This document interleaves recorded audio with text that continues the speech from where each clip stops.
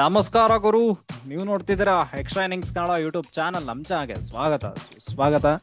So Gujarat Giants and UP warriors next level ಆಟ ಗುರು.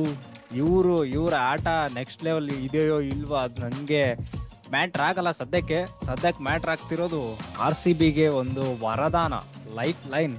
50-50 ಅಂತಾರಲ್ಲ, ಆ ಥರ ಲೈಫ್ ಲೈನ್ ಸಿಕ್ಕಿದೆ. ಸೊ 50-50 100 ಹೊಡೆದ್ರೆ ಎಲಿಮಿನೇಟರ್ಗೆ ಡಬಕ್ ಅಂತ ಹೋಗ್ಬಿಡ್ತಾರೆ, ಇಲ್ಲ ಅಂದ್ರೆ ಟಪಕ್ ಅಂತ ಕೆಳಗ್ ಬಿಡ್ತಾರೆ.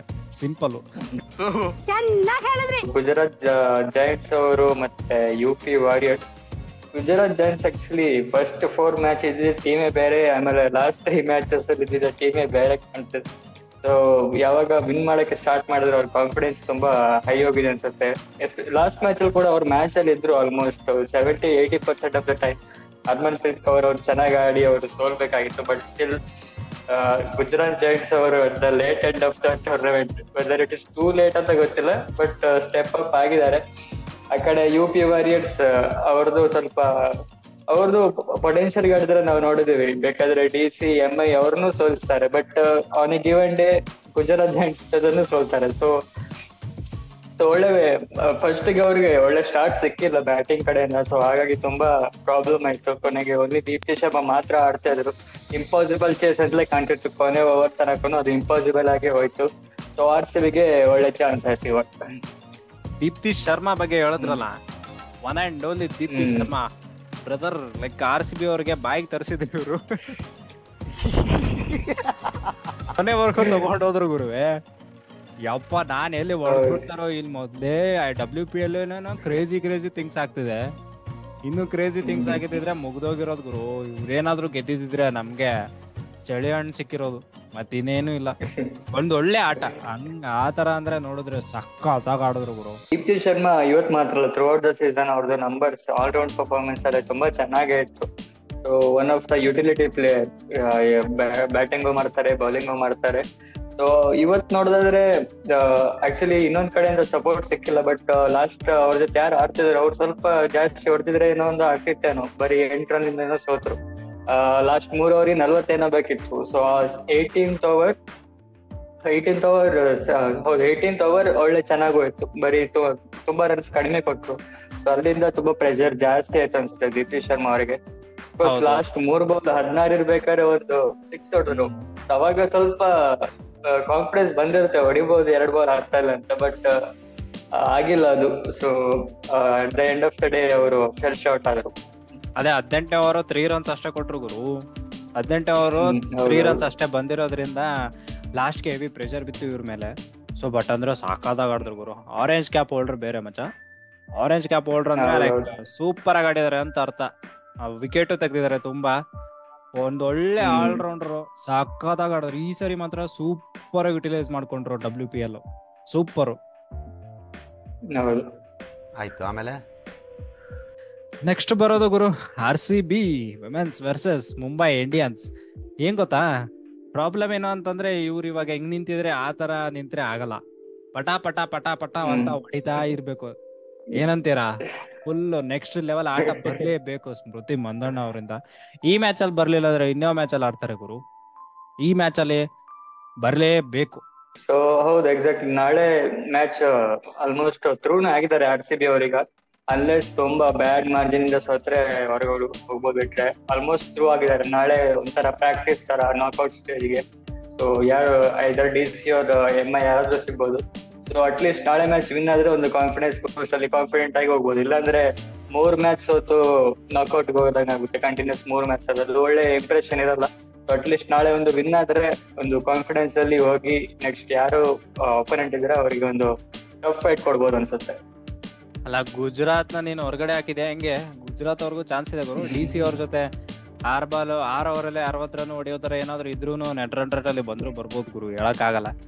ಕೊನೆಯ ಕ್ಷಣ ಆಗ್ಬೋದು, ಆಗ್ಬಾರ್ದು ಅಂತ ಏನಾದ್ರು ರೂಲ್ ಇದೆಯಾ? ಬಟ್ ನಮ್ ಕ್ಯಾಲ್ಕುಲೇಟರ್ ಪ್ರಕಾರ ನಾಳೆ ಗೆದ್ರೆ ಮುಗೀತು. ಕ್ಯಾಲ್ಕುಲೇಟರ್ ಸಾವಾಸ ಬಂದ್.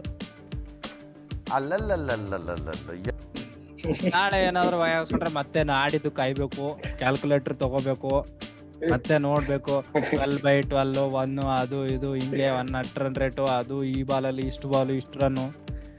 ಜಂಜಾಟ. ಆ ಜಂಜಾಟ ಬೇಡ ಅಂದ್ರೆ ನಾಳೆ positive full next level match ಆಡ್ಲೇಬೇಕು, ಇವ್ರು ಆಟ ಆಡ್ಲೇಬೇಕು. ಎಸ್ಪೆಷಲಿ ಸ್ಮೃತಿ ಮಂದಣ್ಣ ಅವರು ನೆಕ್ಸ್ಟ್ ಲೆವೆಲ್ ಬ್ಯಾಟಿಂಗ್ ಮಾಡ್ಲೇಬೇಕು. ಏನಂತೀರಾ?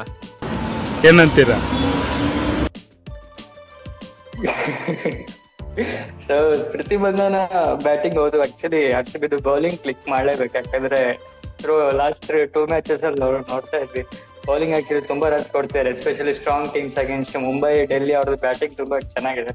ಸೊ ಅವರ ಅಗೇನ್ಸ್ಟ್ ಬೌಲಿಂಗ್ ಅಲ್ಲಿ ಹೆಂಗ್ ಕಂಟ್ರೋಲ್ ಮಾಡ್ತಾರೆ ಅದ್ರ ಮೇಲೆ ತುಂಬಾ ಡಿಪೆಂಡ್ ಆಗುತ್ತೆ. ಬ್ಯಾಟ್ಸ್ಮನ್ ಗಳು ಹೌದು, ಬ್ಯಾಟ್ಸ್ಮನ್ ಮ್ಯಾಚಸ್ ವಿನ್ ಮಾಡ್ತಾರೆ, ಬಟ್ ಬೌಲರ್ಸ್ ಟೂರ್ನಮೆಂಟ್ ವಿನ್ ಮಾಡ್ತಾರೆ. ಅಫ್ಕೋರ್ಸ್ ರೇಣುಕಾ ಸಿಂಗ್ ಅವರು ಮತ್ತೆ ಸೋಫಿ ಡಿವ್ಯಾನ್ ಫ್ರಂಟ್ ಅಲ್ಲೇ 4 ವಿಕೆಟ್ ತೆಗೆದು, ಶ್ರೇಯಾಂಕಾ ಪಟೇಲ್ ಅವ್ರು ಮತ್ತೆ 4 ವಿಕೆಟ್ ತೆಗೆದು, ಆಶಾ ಸೋಬ್ನವ್ರು 2 ವಿಕೆಟ್ ತೆಗೆದ್ರೆ ಮುಗ್ದೋಯ್ತು ಆ ಮುಂಬೈ ಇಂಡಿಯನ್ಸ್ ಕತೆ. ಬಟ್ ನಾವ್ ಇವಾಗ ಹಿಂಗೆ ಹೇಳ್ತಿದೀವಲ್ಲ, ಅಷ್ಟು ಈಸಿಯಾಗಿ ಯಾರು ಸೋಲಲ್ಲ ಅವರು. ಎಸ್ಪೆಷಲಿ ಮುಂಬೈ ಅವ್ರ ಥಿಂಕ್ ಟ್ಯಾಂಕ್ ಹೆಂಗಿದೆ ಅಂದ್ರೆ ಯಾರಾದ್ರೂ ಒಬ್ರು ಆಡ್ತಾರೆ. ನಾಳೆ ನೋಡು, ನಾನು ಹೇಳ್ತೀನಿ ಲಾ ಆಫ್ ಎವರೇಜ್ ಅಂತ ನೀನ್ ಅವತ್ತು ಹೇಳಿದೆ. ನಾಳೆ ಲಾ ಆಫ್ ಎವರೇಜ್ ಹೆಂಗಾಗುತ್ತೆ ಅಂದ್ರೆ, ಈ ಕಡೆ ಆಡಿದ್ರೆ ಸ್ಮೃತಿ ಮಂದನ ಆಡ್ಬೇಕು, ಇಲ್ಲ ಅಂದ್ರೆ ಆ ಕಡೆ ಬ್ರಂಟ್ ಆಡ್ತಾರೆ. ನೋಡು ನೆಕ್ಸ್ಟ್ ಲೆವೆಲ್. ಇಬ್ರಲ್ಲಿ ಒಬ್ರು 80 ಇಲ್ಲ 70 ಹೊಡಿತಾರೆ. ಸಾಧ್ಯ ಇಲ್ಲ ಇದು. ಯಾಕೆ ಆಗಲ್ಲ, ಏನಾಯ್ತು? ಆಗಲ್ಲ, ಅದೇ ಏನಾಯ್ತು? ಆಗಲ್ಲ, ಬೇಡ ಅದು, ಯಾಕೆ ಬೇಡ ಸರ್? ಇದೊಳ್ಳೆ ಬೇಡ, ಆಯ್ತಲ್ಲ ನಿಮ್ದು. ಆಗಲ್ಲ. ಯಾಕೆ ಹೇಳ್ತೀನಿ ಕೇಳು. ಯಾಕೆ ಅಂದ್ರೆ ನಾನಿವತ್ತು RCB ಜೆರ್ಸಿ ಅಂದ್ರೆ ಲೈಕ್ ಹಾಕೊಂಡಿಲ್ಲ. ಯಾಕೆ ಅಂದ್ರೆ ಗೆಲ್ಬೇಕು ಅಂತ. ಹೋದ್ಸರಿ RCB ಜೆರ್ಸಿ ಹಾಕೊಂಡಾಗ ಮಾಡೇ ಇಲ್ಲವೇ ಮಡಿ ಅಂದ್ರೆ ಏನು ಮಾಡ್ಲೇ ಇಲ್ಲ ಇವರು, ಸೋತೋಗ್ಬಿಟ್ರು. ಅಂದ್ರೆ ಮಾಡಿಲ್ಲ ಅಂತ ಅಲ್ಲ ಗುರು, 1 ರನ್ನಿಂದ ಸೋತಿದ್ರು, ಅದು ಓಕೆ. ಬಟ್ ಆದ್ರೂ ಯಾಕಂದ್ರೆ ನೋಡೋಣ, ಗೆದ್ದ ಮೇಲೆ ಫುಲ್ ವಿಜೃಂಭಣೆಯಿಂದ ಜೆರ್ಸಿ ಎಲ್ಲ ಹಾಕೊಂಡು ಫುಲ್ ಕುಂದಾಡದೆ ನೋಡಿದ್ರೆ ಈ ತರ ಫುಲ್ ನಲಿದಾಡ್ಬಾರ್ದು. ಓಟ ನೋಡ್ತಿದ್ರೆ ಈ ತರ ನಲ್ದಾಡ್ಕೊಂಡು ಆಡ್ಲೇಬಾರ್ದು. ಫುಲ್ ಅಗ್ರೆಸಿವ್ ಆಗಿ ಆಡ್ಬೇಕು. ವಿರಾಟ್ ಕೊಹ್ಲಿ ಅವ್ರು ಎಲ್ಲರ ಮೈ ಮೇಲೆ ಬಂದ್ಬಿಡು ಫುಲ್ಲು 20 hours ಹೆಲ್ ತರ ಆಗ್ಬೇಕು ಅವ್ರಿಗೆ. ಅದೇ ಮುಂಬೈ ಮತ್ತೆ ಡೆಲ್ಲಿ ಇರೋದೇ ಸ್ಟ್ರಾಂಗ್ ಇರೋದು. ಲಾಸ್ಟ್ ಸೀಸನ್ ಕೂಡ ಅವರಿಬ್ಬರೇ ಸ್ಟ್ರಾಂಗ್ ಇದ್ದಿದ್ದು. ಸೊ ಅಟ್ಲೀಸ್ಟ್ ಈ ಸಲನಾದ್ರೂ ಯಾವ್ದಾದ್ರು ಒಂದು ಟೀಮ್ ಫೈಟ್ ಕೊಟ್ಟು ಫೈನಲ್ ಆದ್ರೂ ಬರ್ಲಿ. ಇಲ್ಲಾಂದ್ರೆ ಅದೇ ಸೇಮ್ ಪ್ಯಾಟರ್ನ್ ಫಾಲೋ ಆಗುತ್ತೆ, ಸ್ವಲ್ಪ ಬೋರಿಂಗ್ ಅನ್ಸುತ್ತೆ. ಸೊ ಅಟ್ಲೀಸ್ಟ್ ಈ ಸಲ ಆದ್ರೂ ಬೇರೆ ಟೀಮ್ ಬಂದು ಫೈನಲ್ಗೆ ನೋಡೋಣ. ಇವತ್ತಿನ ಮ್ಯಾಚ್ ಫುಲ್ಲು ಸಾಕಾದಾಗ ಆಡ್ಲಿ, ನೆಕ್ಸ್ಟ್ ಲೆವೆಲ್ ಆಡ್ಲಿ, ಗೆದ್ಕೊಂಡು ಬರ್ಲಿ. ಗೆದ್ರೆ ಎಲಿಮಿನೇಟರ್ಗೆ ಹೋಗ್ತಾರೆ. ಎಲಿಮಿನೇಟರ್ ಮುಂಬೈ ಬರ್ಬೋದು ಆಲ್ಮೋಸ್ಟ್. ಯಾಕಂದ್ರೆ ಸೋತ್ರೆ ಮುಂಬೈ ಆಲ್ಮೋಸ್ಟ್ ಸೆಕೆಂಡ್ ಅಲ್ಲೇ ಇರುತ್ತೆ. DC ಅವರು ಆಲ್ಮೋಸ್ಟ್ ಗುಜರಾತ್ ಜೊತೆನೆ ಗೆಲ್ತಾರೆ. ಸೊ ಮುಂಬೈ ಜೊತೆನೆ ಮತ್ತೆ ಇರುತ್ತೆ ಎಲಿಮಿನೇಟರ್. ಆವಾಗ ಹೇಳಕ್ ಆಗಲ್ಲ, ಅವಾಗಿಂದಂತೂ ಗೊತ್ತಿಲ್ಲ. ಸೊ ಅಲ್ಲಿ ಗೆದ್ರೆ DC ಡೈರೆಕ್ಟ್ ಆಗಿ ಫೈನಲ್ಗೆ ಹೋಗ್ತಾರೆ. DC ಜೊತೆ ಆಡಿ ಗೆದ್ರೆ ಈ ಸಲ ಕಪ್ಪು ನಮ್ದೇ. ಕಥೆಯಲ್ಲಿ ನೀವು ತುಂಬಾ ಮುಂದೆ ಹೋಗ್ಬಿಟ್ಟಿದ್ದೀರಾ. ಸ್ವಲ್ಪ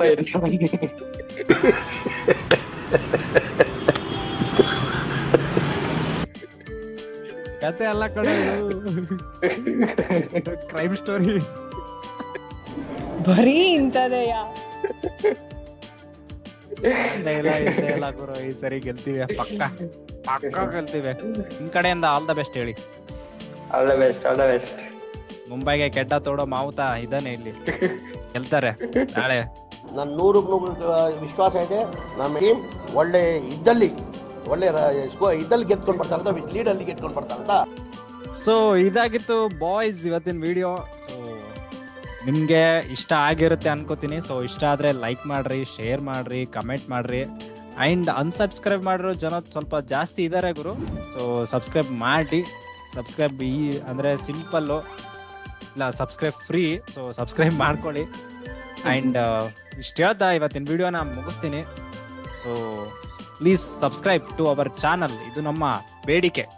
ನಾನು ನಿಮ್ಮನ್ನ ಕೇಳ್ಕೊತಾ ಇದ್ದೀನಿ, ಡಿಮ್ಯಾಂಡ್ ಅಲ್ಲ, ಬೇಡಿಕೆ, request. Sit for the day. Bye Hardik. ಜೈ ಹಿಂದ್, ಜೈ ಕರ್ನಾಟಕ. ಬಾಯ್. ಮತ್ತೆ ಭೇಟಿಯಾಗೋಣ. ನಮಸ್ಕಾರ.